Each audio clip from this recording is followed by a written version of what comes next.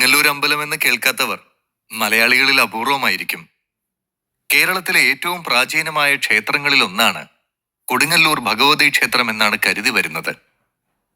കേരളത്തിലെ ആദ്യത്തെ ഭദ്രകാളി ക്ഷേത്രം എന്ന നിലയിലും കേരളത്തിലെ പഴയ കാലത്തെ 64 ഭദ്രകാളി ക്ഷേത്രങ്ങളുടെ മൂലക്ഷേത്രം എന്ന നിലയിലും പ്രാചീനകാലം മുതലേ പ്രസിദ്ധമാണ് ഈ മഹാക്ഷേത്രം. തൃശൂർ ജില്ലയിലാണ് കൊടുങ്ങല്ലൂർ. ക്ഷേത്രത്തെക്കുറിച്ച് 2 ഐതിഹ്യങ്ങൾ നിലവിലുണ്ട്. രണ്ടാമത്തെ ഐതിഹ്യം പ്രസിദ്ധമായ തമിഴ് കാവ്യമായ ചിലപ്പതികാരത്തിലെ പ്രമേയമാണെങ്കിൽ ആദ്യത്തെ ഐതിഹ്യം 4 അംബികമാരുടെ കഥയാണ്. പരശുരാമൻ കടലിൽ നിന്ന് വീണ്ടെടുത്തു എന്ന് വിശ്വസിക്കപ്പെടുന്ന ഗോകർണം മുതൽ കന്യാകുമാരി വരെയുള്ള ഭൂവിഭാഗത്തിന്റെ രക്ഷയ്ക്കായി 4 അംബികമാരെ 4 ദിശകളിൽ പ്രതിഷ്ഠിച്ചു അത്രേ. വടക്ക് കൊല്ലൂരിൽ മൂകാംബിക, തെക്ക് കന്യാകുമാരിയിൽ ബാലാംബിക, കിഴക്ക് പാലക്കാട് കരിമലയിൽ ഹേമാംബിക, പടിഞ്ഞാറ് കടലോരത്ത് കൊടുങ്ങല്ലൂരിൽ ലോകാംബിക എന്നാണ് ആദ്യ ഐതിഹ്യം. മറ്റൊരു ഐതിഹ്യമായ കണ്ണകിയുടെ കഥ ഇളങ്കോവടികളുടെ ചിലപ്പതികാരത്തിലൂടെ പ്രസിദ്ധമാണല്ലോ. തെക്കേ ഇന്ത്യയിലെ 3 പ്രധാന രാജവംശങ്ങളായ ചേര, ചോള, പാണ്ഡ്യദേശങ്ങളുമായി ബന്ധപ്പെട്ടതാണ് ചിലപ്പതികാര കാവ്യത്തിലെ കഥ. കാവേരിമ്പൂ പട്ടണത്തിലെ കണ്ണകിയുടെയും കോവിലന്റെയും വിവാഹം കഴിഞ്ഞു. സ്നേഹപൂർണമായ ജീവിതമായിരുന്നു അവരുടേത്. സന്തോഷവും സമാധാനവും കളിയാടിയിരുന്ന അന്തരീക്ഷമായിരുന്നു. പക്ഷേ പാണ്ഡ്യരാജാവായിരുന്ന നെടുംചേരിയന്റെ രാജധാനിയിൽ നിന്നൊരിക്കൽ ഒരു പൊൻചിലമ്പ് മോഷണം പോയതോടെ കാര്യങ്ങളെല്ലാം മാറി മറിഞ്ഞു. മോഷണത്തിൽ കോവിലന് പങ്കുണ്ടെന്ന് സംശയിച്ച രാജാവ് കോവിലനെ പിടികൂടുകയും പിന്നീട് വധിക്കുകയും ചെയ്തു. നിരപരാധിയായ തന്റെ ഭർത്താവിനെ വധിച്ചതിൽ പ്രതികാരം പൂണ്ട പതിവ്രതാരത്നമായ കണ്ണകി തന്റെ ഒരു മുല പറിച്ചെടുത്ത് മധുര പട്ടണത്തിന്റെ നേർക്കെറിഞ്ഞുകൊണ്ട് ഈ പട്ടണം തീപിടിച്ച് നശിക്കട്ടെ എന്ന് ശപിച്ചു. അവിടെ നിന്ന് പടിഞ്ഞാറോട്ട് നടന്ന കണ്ണകി ചെങ്കൽ എന്ന സ്ഥലത്ത് എത്തിച്ചേരുകയും അവിടെ ഒറ്റക്കാലിൽ 15 ദിവസം കോവിലിനെ ധ്യാനിച്ചുകൊണ്ട് നിൽക്കുകയും ചെയ്തു. ധ്യാനത്തിനൊടുവിൽ കണ്ണകി സതി അനുഷ്ഠിക്കാൻ ഒരുങ്ങിയപ്പോൾ സ്വർഗത്ത് നിന്നിറങ്ങി വന്ന കോവിലൻ കണ്ണകിയെയും കൂട്ടി സ്വർഗത്തിലേക്ക് പോയി. കണ്ണകി വന്നു നിന്ന ചെങ്കൽ എന്ന സ്ഥലമാണ് പിന്നീട് കൊടുങ്ങല്ലൂരായി തീർന്നതെന്നാണ് പറയപ്പെടുന്നത്. കണ്ണകി യഥാർത്ഥത്തിൽ ഭദ്രകാളിയായിരുന്നു എന്നാണ് വിശ്വസിച്ചു വരുന്നത്. ഇവിടെ കണ്ണകിയെ സങ്കല്പിച്ചുകൊണ്ട് ഭദ്രകാളിയെ പ്രതിഷ്ഠിക്കുകയും ചെയ്തു. ആദ്യമായി പൂജ നടത്തിയത് ഇളങ്കോവടികളാണെന്നും പറയപ്പെടുന്നു. കണ്ണകി തന്റെ ഒരു മുല പറിച്ചെറിഞ്ഞാണല്ലോ മധുര നഗരം നശിപ്പിച്ചത്. അന്നു മുതൽ കണ്ണകി ഒറ്റമുലച്ചിയായി തീർന്നു. കൊടുങ്ങല്ലൂർ അമ്മയെയും ഒറ്റമുലച്ചി എന്നാണ് വിളിച്ചു വരുന്നത്. കേരള ചക്രവർത്തിയായിരുന്ന കുലശേഖര പെരുമാളുടെ സഹോദരനായിരുന്ന കേരളശേഖര പെരുമാളിന്റെ സ്വപ്നത്തിൽ പ്രത്യക്ഷയായി ദേവി താൻ ഇവിടെ കുടികൊള്ളുകയാണെന്ന് അരുളി ചെയ്തതനുസരിച്ച് അദ്ദേഹം ക്ഷേത്രം പണി കഴിപ്പിച്ച് ദേവിയെ പ്രതിഷ്ഠിച്ചതാണെന്നും ഒരു ഐതിഹ്യമുണ്ട്. ദാരികൻ എന്ന അസുരന്റെ ശല്യം സഹിക്കാതെ വന്നപ്പോൾ ശ്രീപരമേശ്വരൻ തന്റെ തൃക്കണ്ണ് തുറന്ന് ദാരികനെ വധിക്കാനായി സൃഷ്ടിച്ചതാണ് കൊടുങ്ങല്ലൂർ ഭഗവതി എന്ന മറ്റൊരു ഐതിഹ്യം. തുടർന്ന് ഭഗവതി ദാരികനെ വധിച്ചുവെന്നും ദാരികന്റെ പത്നി കൊടുങ്ങല്ലൂർ ക്ഷേത്രത്തിന് പടിഞ്ഞാറ് വശം പ്രതിഷ്ഠിച്ചിട്ടുള്ള വസൂരിമാല ആയിരുന്നുവെന്നും കൊടുങ്ങല്ലൂർ ചെറിയ കൊച്ചുണ്ണി തമ്പുരാൻ എഴുതിയ ഭദ്രോൽപ്പത്തിയിൽ പറയുന്നുണ്ട്. തന്റെ ഭർത്താവിനെ വധിച്ചതിൽ കോപം പൂണ്ട വസൂരിമാല ദേവിയുടെ ദേഹത്ത് വസൂരിമുത്തുകൾ വാരി വിതറിയെന്നും വസൂരി രോഗം പിടിപെട്ട ദേവി മഹാദേവനെ അഭയം പ്രാപിച്ചപ്പോൾ വീരഭദ്രനെ അയച്ചുവെന്നും പിന്നീട് വീരഭദ്ര പ്രതിഷ്ഠ കൊടുങ്ങല്ലൂരിൽ ഉണ്ടായി എന്നും ആ കഥയിൽ പറയുന്നുണ്ട്. കൊടുങ്ങല്ലൂർ ക്ഷേത്രത്തിലെ ഭരണി ഉത്സവമാണ് ഏറ്റവും പ്രശസ്തം. ദാരികനെ ഭഗവതി വധിച്ചതിന്റെ സ്മരണ നിലനിർത്താൻ വേണ്ടിയാണ് കൊടുങ്ങല്ലൂർ ക്ഷേത്രത്തിൽ ഭരണി ഉത്സവം ആചരിച്ചു വരുന്നത് എന്ന് വിശ്വസിക്കുന്നു.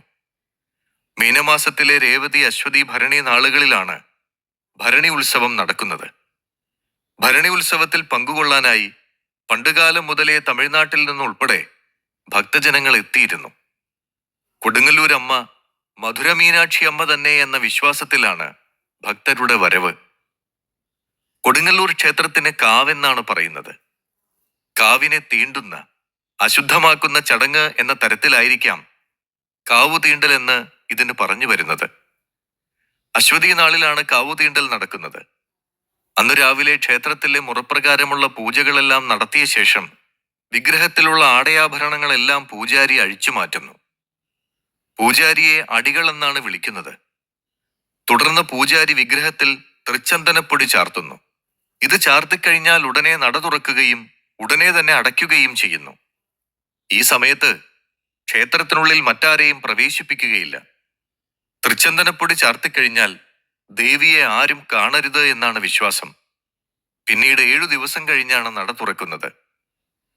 നട അടച്ചു കഴിഞ്ഞാൽ കൊടുങ്ങല്ലൂർ വലിയ രാജാവ് കിഴക്കേ നടയിൽ കൂടി കിഴക്കോട്ടിറങ്ങുന്നു. അവിടെ വച്ച് രാജാവ് 42 പ്രധാനികൾക്ക് ആയുധങ്ങൾ നൽകും. ഇതിനും ശേഷമാണ് രാജാവ് കിഴക്കേ മുറ്റത്തുള്ള ആൽത്തറയിൽ കയറി നിന്നുകൊണ്ട് പട്ടുകുട നിവർത്തി കാവു തീണ്ടലിനുള്ള അനുമതി നൽകുന്നത്. ഈ സമയത്ത് രാജാവിനെ ഉറ്റുനോക്കിക്കൊണ്ട് വാളും ചിലമ്പുമേന്തിയ അനേകം വെളിച്ചപ്പാടന്മാരും അനേക സഹസ്രം ജനങ്ങളും അമ്പലപ്പറമ്പിൽ നിൽക്കുന്നുണ്ടാകും. രാജാവിൽ നിന്ന് കാവ് തീണ്ടലിനുള്ള സൂചന ലഭിച്ചു കഴിഞ്ഞാൽ ഉടനെ പാലക്കൽ വേലൻ ഉറഞ്ഞുതുള്ളി ആക്രോശത്തോടെ വാളും ചിലമ്പും കുലുക്കിക്കൊണ്ട് തെക്കേമുറ്റത്തുകൂടി പടിഞ്ഞാറോട്ടോടുന്നു. ഇതിനു പുറകെ ഭക്തിലഹരിയിൽ ഉറഞ്ഞുതുള്ളിക്കൊണ്ടും ആക്രോശങ്ങളോടെയും മറ്റ് വെളിച്ചപ്പാടന്മാരും തങ്ങളുടെ കയ്യിലിരിക്കുന്ന വളഞ്ഞ വാള് കുലുക്കിക്കൊണ്ട് പടിഞ്ഞാറോട്ടോടുന്നു. വെളിച്ചപ്പാടന്മാരിൽ സ്ത്രീകളും പുരുഷന്മാരും ഉണ്ടായിരിക്കും. ഇവർ തങ്ങളുടെ കയ്യിലിരിക്കുന്ന വാൾ കൊണ്ട് ക്ഷേത്രത്തിന്റെ മേൽക്കൂരയിലെ ചെമ്പുതകിടിലും ഭിത്തിയിലും വെട്ടിയും അടിച്ചും കൊണ്ടായിരിക്കും ഓടുന്നത്. കലിതുള്ളിയ ഇവർ തങ്ങളുടെ വാളുകൊണ്ട് സ്വയം തലയിലും ദേഹത്തും വെട്ടി രക്തമൊഴുക്കിക്കൊണ്ടിരിക്കും. ഇവരുടെ പുറകെയാണ് വടികളും കമ്പുകളും പിടിച്ചുകൊണ്ട് തെറിപ്പാട്ടും പാടിയുള്ള ഭരണിപ്പാട്ടുകാരുടെ ഓട്ടം. ദാരികനെ വധിക്കാൻ ഭഗവതിയെ സഹായിച്ച ഭൂതഗണങ്ങളാണ് തങ്ങളെന്നാണ് ഇരു കൂട്ടരുടെയും വിശ്വാസം. സ്ത്രീ പുരുഷ ഭേദമന്യേ ധാരാളം പേർ കോമരങ്ങളായി എത്തുന്നു. കോഴിവെട്ട് നിരോധിച്ചതിനെ തുടർന്ന് കോഴിക്കല്ല് മൂടൽ എന്ന ചടങ്ങ് മാത്രം ഇന്ന് നടക്കുന്നുണ്ട്. കോഴിക്കല്ലിന്റെ മുകളിൽ ഒരു വെള്ളത്തുണി വിരിക്കുന്ന ഒരു ചടങ്ങ് മാത്രമേ നടക്കുന്നുള്ളൂ. പണ്ട് കോഴിവെട്ടുണ്ടായിരുന്നതാണ് പിൽക്കാലത്ത് കോഴിക്കല്ല് മൂടൽ മാത്രമായി മാറിയത്. ക്ഷേത്രത്തിൽ നടക്കുന്ന 4 ദിവസത്തെ താലപ്പൊലി ഉത്സവവും വളരെ പ്രസിദ്ധമാണ്. ഇന്നത്തെ കൊടുങ്ങല്ലൂർ ക്ഷേത്രത്തിന് പണ്ടുകാലത്ത് കുരുമ്പ ക്ഷേത്രം എന്നായിരുന്നു പേര്. കൊടുങ്ങല്ലൂർ പട്ടണത്തിന് മാരീച പട്ടണം, മുസിരിസ്, കൊടുങ്കാളിയൂർ, മഹോദയപുരം തുടങ്ങിയ പല പേരുകൾ മുൻകാലങ്ങളിൽ ഉണ്ടായിരുന്നു. കൊടുങ്ങല്ലൂർ ക്ഷേത്രം ഒരു കാലത്ത് ബുദ്ധമത കേന്ദ്രമായിരുന്നുവെന്നും പിന്നീട് ഹിന്ദുക്കൾ അവരെ ഇവിടെ നിന്ന് ഓടിച്ചതിന്റെ സ്മാരകമായിട്ടാണ് കൊടുങ്ങല്ലൂർ ക്ഷേത്രത്തിലെ കാവ് തീണ്ടലും തെറിപ്പാട്ടും നടപ്പിലായത് എന്നാണ് ചരിത്രകാരന്മാർ പറയുന്നത്. കൊടുങ്ങല്ലൂരിന് വടക്ക് കിഴക്കായി സ്ഥിതി ചെയ്യുന്ന തൃക്കണാമതിലകത്തിന്റെ ഉദാഹരണം ഉയർത്തിക്കാട്ടിക്കൊണ്ടാണ് ചരിത്രകാരന്മാർ ഇത് പറയുന്നത്. കൊടുങ്ങല്ലൂരിലും പരിസര പ്രദേശങ്ങളിലും ബുദ്ധമതക്കാർ മാത്രമല്ല ജൈനമതക്കാരും ഒരു കാലത്ത് പാർത്തിരുന്നു. ക്രിസ്തുവിന് വളരെ മുമ്പ് തന്നെ കൊടുങ്ങല്ലൂർ പട്ടണം പടിഞ്ഞാറ് യവനദേശം മുതൽ കിഴക്ക് ചീന വരെ പ്രസിദ്ധി ആർജിച്ചിരുന്നു. പ്രാചീന കാലത്ത് ഗ്രീസ്, അസീറിയ, ബാബിലോണിയ, ചീന തുടങ്ങിയ രാജ്യങ്ങളിൽ നിന്ന് കപ്പൽ വ്യാപാരികൾ കൊടുങ്ങല്ലൂരിലെത്തി വ്യാപാരം നടത്തുക പതിവായിരുന്നു. അങ്ങനെ ഇവിടെയുള്ളവരിലേക്ക് സംക്രമിച്ച യവന ആചാരങ്ങളുടെ ഭാഗമാണ് കൊടുങ്ങല്ലൂരിലെ കാളി പ്രതിഷ്ഠ എന്ന് പറയുന്ന ചരിത്രകാരന്മാരുമുണ്ട്. കൊടുങ്ങല്ലൂർ ക്ഷേത്രത്തിൽ നടന്നു വരുന്ന പല ചടങ്ങുകൾക്കും പുരാതന യവനരുടെ യുദ്ധദേവതയായിരുന്ന അഥീനിയോടുള്ള ആരാധനയുമായി സാമ്യമുണ്ട് എന്ന് സ്ഥാപിക്കാൻ ശ്രമിച്ചിട്ടുണ്ട്. ധാരാളം വൈദികങ്ങളും ധാരാളം ചരിത്രപരമായ വസ്തുതകളും നിരക്കുന്ന പ്രദേശമാണ് കൊടുങ്ങല്ലൂരും കൊടുങ്ങല്ലൂർ ഭഗവതി ക്ഷേത്രവും. ഭക്തിമാർഗത്തിലും ആചാരാനുഷ്ഠാനങ്ങളിലും സംസ്കാരത്തിലും സാർവദേശീയ ജാതി മത നിരപേക്ഷതയിലുമെല്ലാം കൊടുങ്ങല്ലൂർ ഭഗവതി ക്ഷേത്രം നമുക്ക് മുന്നിൽ വലിയ ഒരു ഉദാഹരണമായി നിലകൊള്ളുന്നുണ്ട്.